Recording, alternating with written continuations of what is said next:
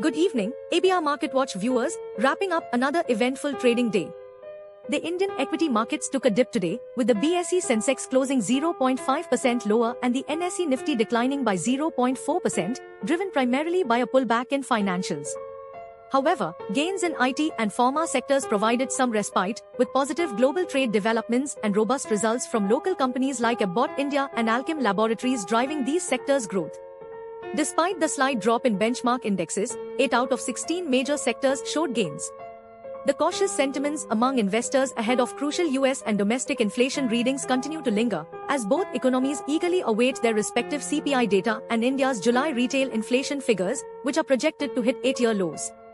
Meanwhile, the Indian rupee held steady against the US dollar at 87.71 to 5, with traders staying cautious ahead of these upcoming inflation data releases.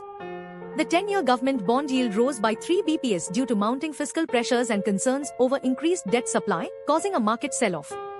Overnight index swaps remained stable for 1 year while slightly decreasing for 5 years, with the call money rate settling at 5%. Notable stock performances today include the falls of Marksans Pharma and Astral after weak quarterly profits, a decline in Bata India due to sluggish sales and higher costs, and the continued surge of Yatra Online following its impressive profit report. As we head into tomorrow, investors will be keeping a close eye on these crucial data releases and the resulting impact on both global and domestic markets.